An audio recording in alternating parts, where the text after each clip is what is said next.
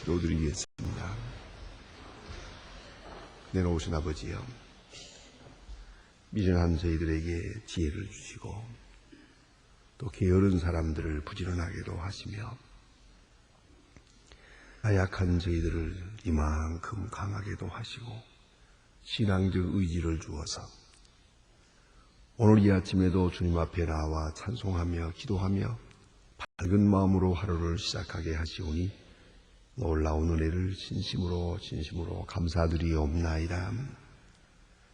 당연히 이 자리에 있어야 할 사람이 있지 못하게 하고 또 늘 새벽에 나오던 분들도 어느 순간 몸도 약하고 마음도 약해져서 이 시간을 당연히 나오리라 해서도 실천하지 못하는 유약한 심령들도 있습니다. 오늘도 몸이 불편해서 이 시간 깨어있어 주님 앞에 나오지만은 나오지 못하고 자리에서 하나님 앞에 성전을 사모하며 기도하는 사람들이 있습니다. 하나님, 이렇게 우리를 인도하셔서 오늘 가정을 대표하고 이 민족을 대표하고 모든 주의 분들을 대표해서 이 시간 하나님 앞에 기도하게 하시오니 진심으로 감사드립니다. 우리가 위하여 기도하는 자녀들이 우리가 간절히 기도하듯이 그들도 기도하는 마음으로 살게 하시고 또 우리가 위하여 기도하는 이 나라와 이 민족이 죄악이 싸우나 우리의 기도가 응답되어 그들이 새롭게 복받을 수 있게 해주시기를 기도하옵나이다. 의인을 찾으시는 주님, 우리가 이 시간에 여기 있음으로 해서 이 도성이, 이 강남이, 그리고 이 서울이 구원받을 수 있게 하여 주옵소서. 우리의 진실함이 하나님 앞에 상달되며 우리의 기도가 하나님의 보좌를 움직일 수 있게 하여 주시옵소서.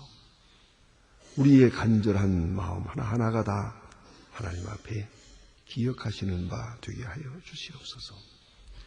자비하신 주여, 모든 일을 중단해도 기도를 중단하는 일은 없게 하시고 한평생 새벽 1시간은 꼭 하나님 앞에 바치는 그런 규례로 남은 해를 살아여 주시옵소서.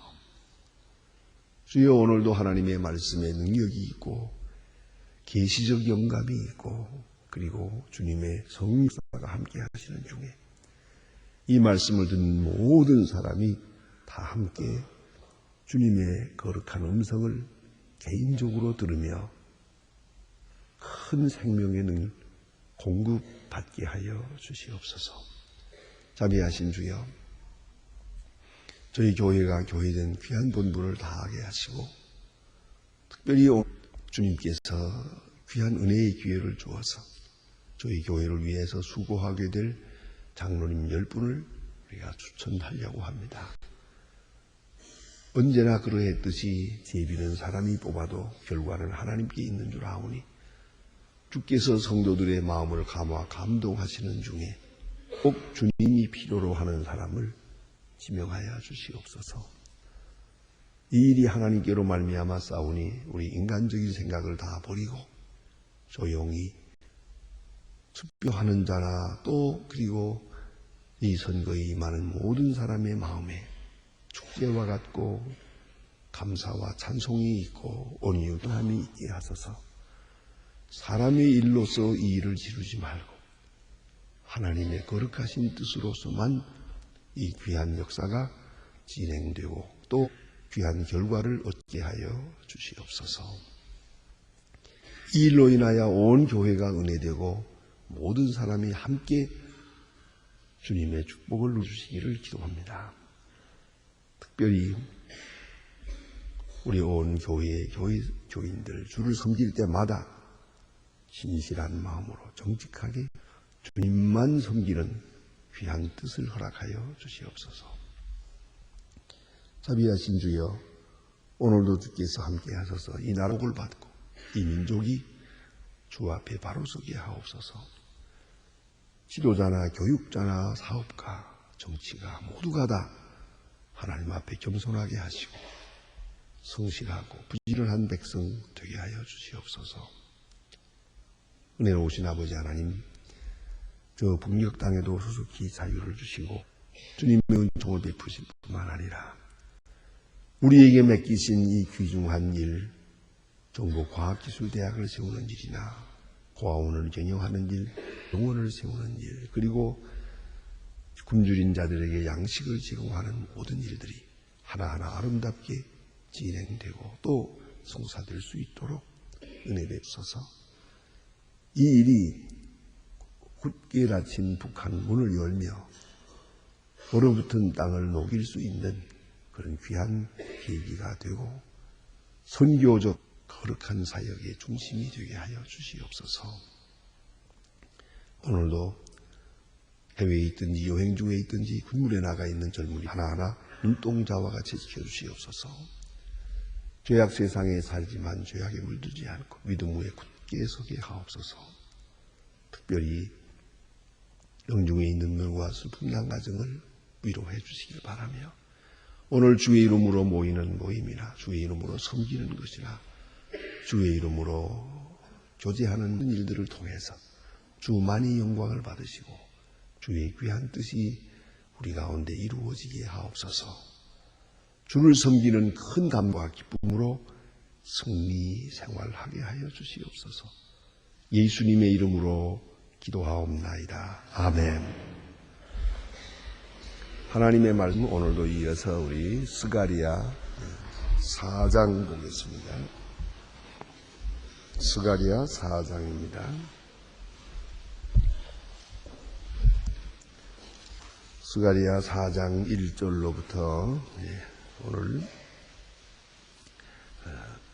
6절까지만 보겠습니다. 1절로 10까지입니다. 오늘 귀한 말씀 스가랴 4장 1절로 6절 함께 읽도록 하겠습니다. 내게 말하던 천사가 다시 와서 나를 깨우니 많이 자는 사람을 깨움 같더라. 그가 내게 묻되 내가 무엇을 보느냐? 내가 대답하되 내가 보니 순금 등대가 있는 그 꼭대기에는 주발 같은 것이 있고 그 뒤에는 7 동잔이 있습니다. 그 등대의 꼭대기에 다니는 7 관이 있고 등대 곁에 감람나무가 있습니다. 하나는 그 주발 우편에 있고 하나는 좌편에 있나이다 하고 내 말하는 천사에게 물어 가라되 내가 무슨 줄을 내게 말하는 천사가 대답하여 가라되 네가 이것을 무엇인지 알지 못하니 그가 대답하되 주여 내가 알지 못하나이. 그가 내게 일러 가라되 여호와께서 스룹바벨에게 하신 말씀이네. 만군의 여호와께서 말씀하시되 이는 힘으로도 되지 아니하고 능으로도 되지 아니하고 오직 나의 신으로 되느니라. 아멘. 오늘 이 마지막 6절 말씀은 대단히 중요절입니다. 힘으로도 되지 아니하고 능으로도 되지 않는다. 오직 여호와의 신으로 되느니라 하는 이 귀한 말씀을 오늘 본문에서 보게 됩니다. 오늘 본문에 주신 말씀 가운데 보면은 아주 계시론적인 중요한 말씀을 읽게 됩니다. 마치 자는 사람과 같더라 하는 말씀이 옵니다. 이 사람이 지금 자고 있는 게 아닙니다. 지금 스가랴가 자고 있는 게 아니라 밝은 정신을 가지고 있습니다. 깨어 있습니다. 그러나 영적인 세계를 보는 그 차원에서 볼 때는 자는 자와 같습니다. 이 점이 생각해야 합니다. 우리가 다 같이 지금 깨어 있는 것 같아도 어떤 때 보면은 깨어 있질 않습니다.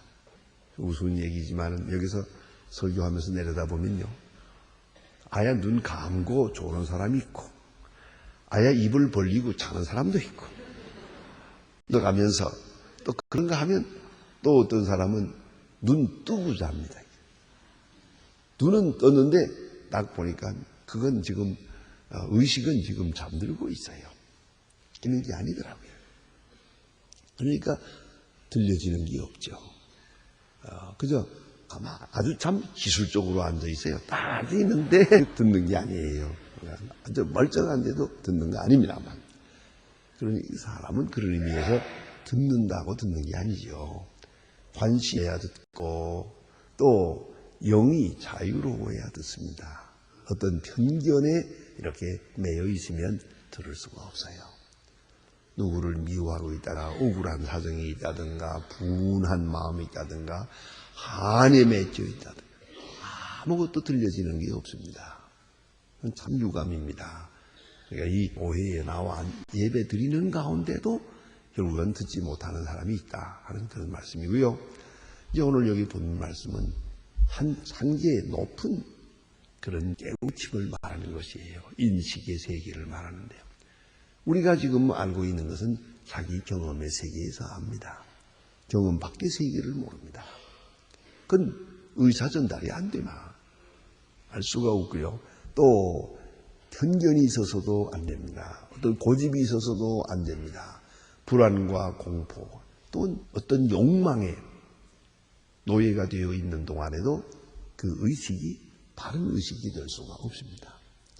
그러니까 참된 의식이라는 것은 죄사함 받은 사람, 하나님의 사랑에 향하여 마음이 활짝 열려 있는 사람, 그 사람만이 하나님의 음성을 바로 들을 수가 있는 겁니다. 그래서 오늘 본문에 보는 말씀대로 천사가 다시 와서 나를 깨우니 그랬어요. 지금 스가랴가 잠들고 있는 게 아닙니다. 그대로 우리가 같은 모든 사람의 의식을 다 가지고 있지만은 그것 가지고는 안 돼요. 그리고 하나님의 영이 그를 감동해서 마음을 열고 눈을 열어줄 때, 그 열어줄 때 새로운 세계를 보게 됩니다. 보통으로 볼 수 없는 세계를 보게 됩니다. 영적인 세계를 봅니다. 이것은 마치 우리가 잠자는 자가 아무것도 모르다가 깨어서 비로소 볼 수 있는 것 같이 우리가 깨어나는 또다시 영적으로 볼 때는 자는 상태예요. 한 단 더 깨야 돼요. 한 단 더 높은 차원의 그런 깨는 일이 있단 말이에요. 그래서 그 깨우심을 받아 깨우심과 같더라. 우리가 이걸 생각해야 합니다. 그래서 한 단 더 깨는 그런 깨워지는 그런 역사가 있어야만 영의 세계를 볼 수 있다 하는 말씀입니다. 그 여기서 지금 보여주려고 하는 것은 사람의 세계가 아닌 하나님의 경륜의 세계를 보여주는 것이죠. 그러나 이 계시를 받고 있는 스가랴는 역시 사람입니다.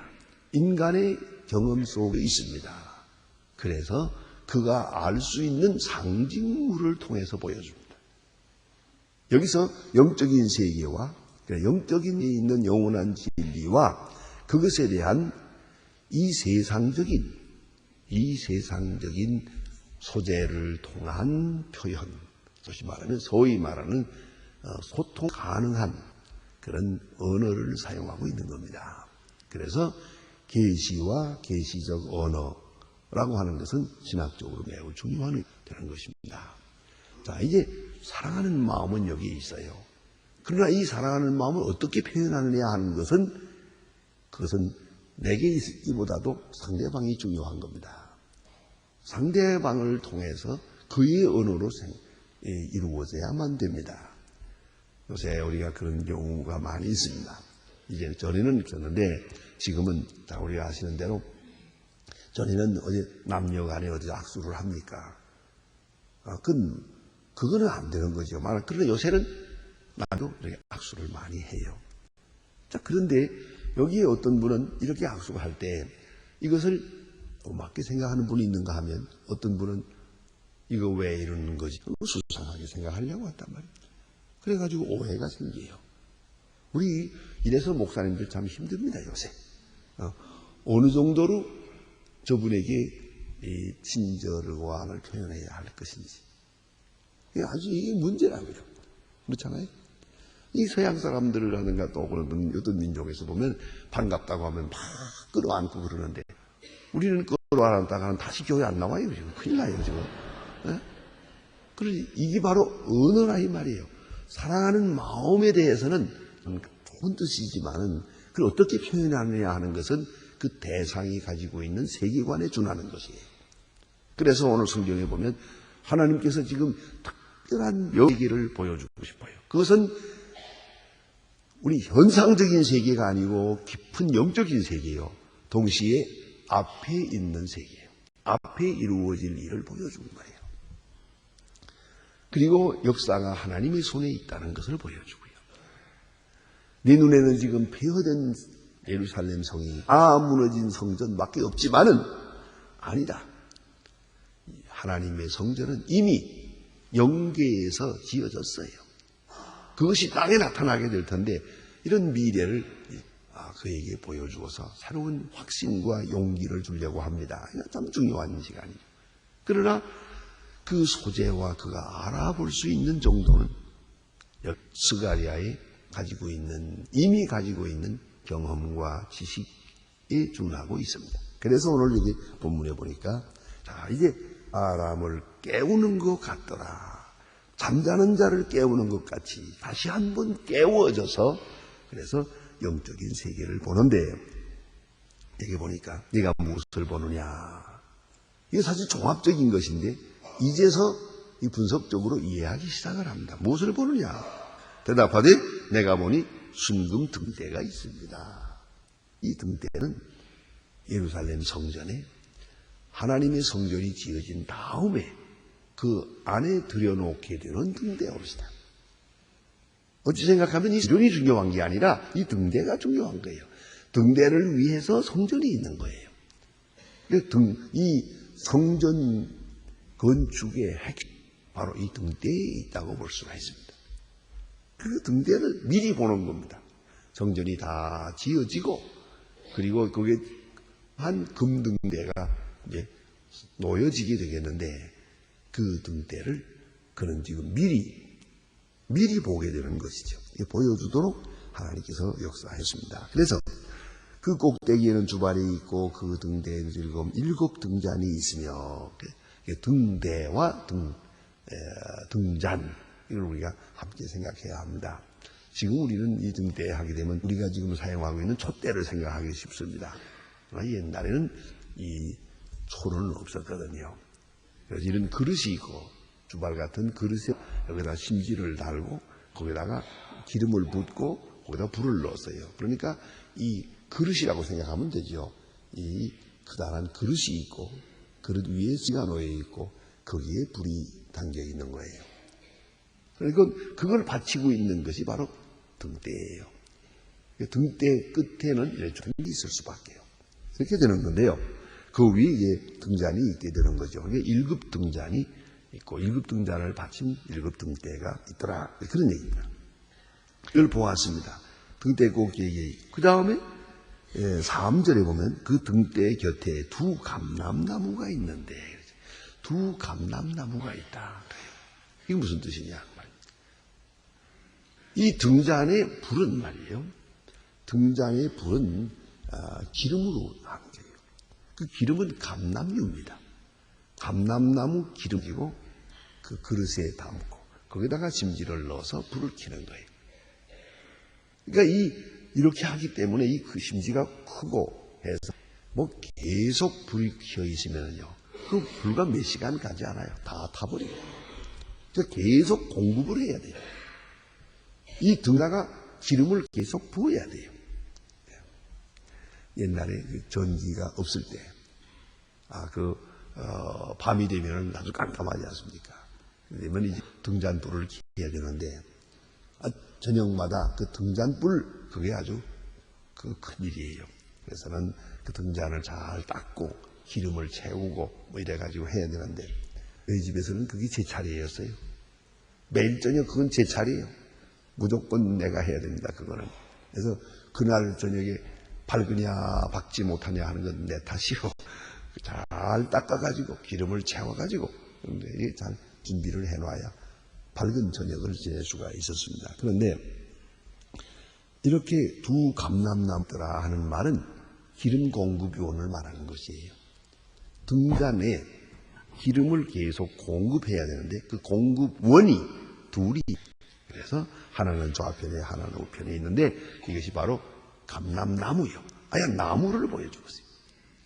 이 감람나무로부터 기름이 등잔에 채워지고 그 등잔의 불은 꺼지지 않더라. 바로 그런 얘기입니다. 이것인데 이런 그림을 이제 보았어요. 아주 그림을 보듯이 환상을 보았는데 중요한 건 이것입니다. 이제 내게 말하는 천사가 물어 가로되 내 주여 이것들이 무엇이니까? 무엇을 의미하니까? 자, 보면서도 뜻은 몰라요. 여기서 중요한 거죠. 먼저는 보아야 되겠고요. 이 경험을 말하고요. 본다고 다 아는 게 아니거든요. 그래서 해설이 필요해요. 본다고 하는 것은 객관적 인식이고 해설로 하는 것은 주관적 인식이옵니다. 그래서 해설이 필요합니다. 사건에 부딪히는 경험이 또 있어야 되지만 그 경험에 대한 인터프레이션, 해설이 필요해요. 그러니까 보기도 하고 듣기도 해야 돼요. 그래야 알 수가 있는 것이죠. 오늘도 마찬가지예요. 우리가 눈을 떠야 보지 않습니까? 그러나 중요한 것은 해설이 있어야 한다는 것이죠. 설명을 해줘야 돼요. 누군가가 설명을 해줘야 돼요. 여기서 하는 객관적 인식과 해설을 통해서 내가 이해하는 것과 주관적 인식이 함께 가야 돼요. 그걸 꼭 기억해야 됩니다. 그래서 이거를 어려운 말로 객관 인식, 주관적 인식 그렇게 말합니다. 그럼 오늘 여기 본문에 보니까 천사가 말합니다. 네가 이것들이 무엇인지 아느냐? 알지 못하느냐? 대답, 주여 내가 알지 못하나이다.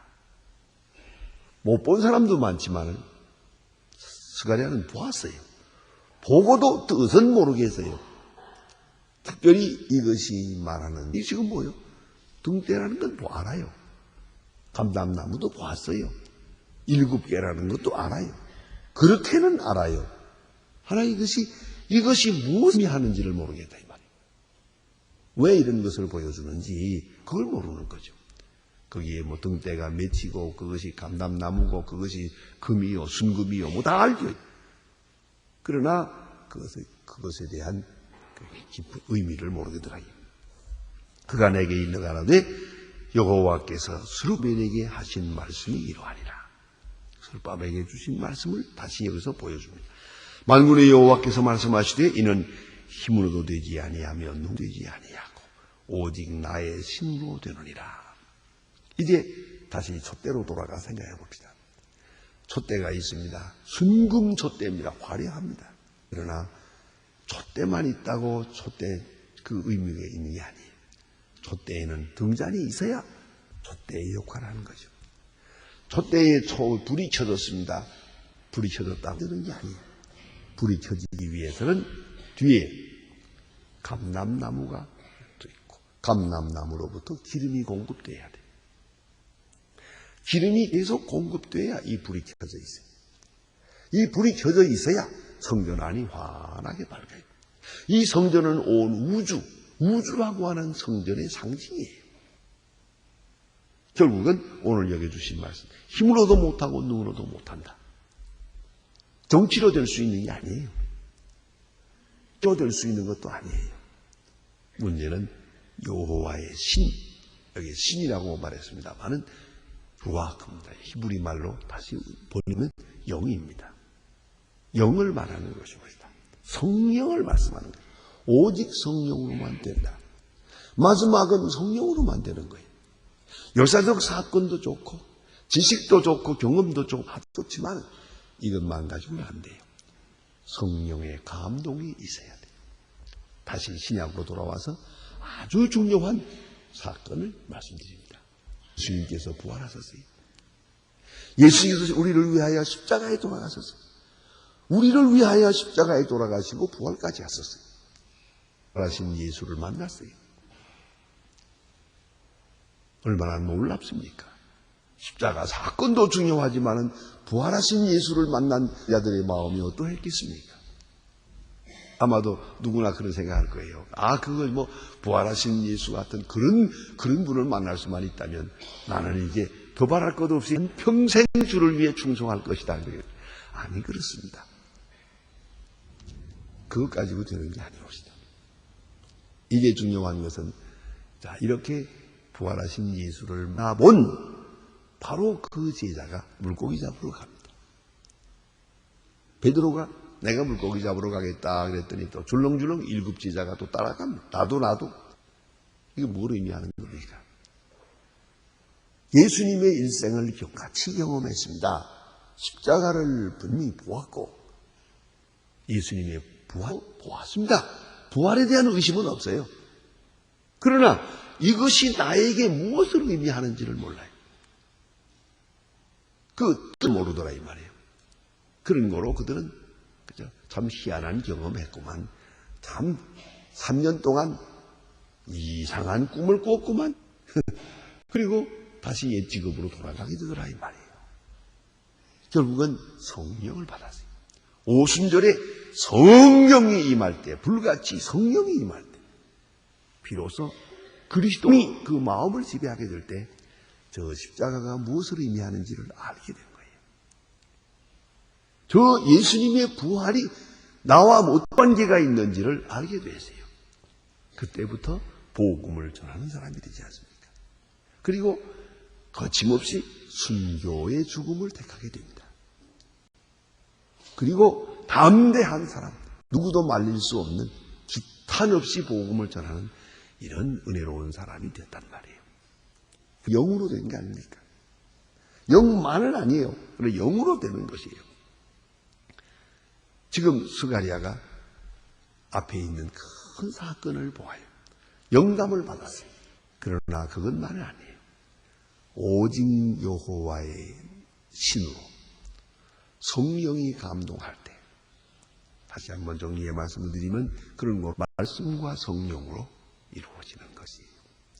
성령이 감동할 때만 뜻을 알 수가 있고 뜻을 알게 될 때 거기서 새로운 역 이루어지는 것입니다.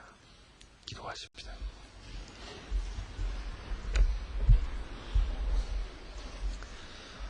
하늘에 계신 우리 아버지시여, 이름이 기억임을 받으시오며 나라의 마옵소서. 뜻이 하늘에서 이룬 것 같이 땅에서도 이루어지이다.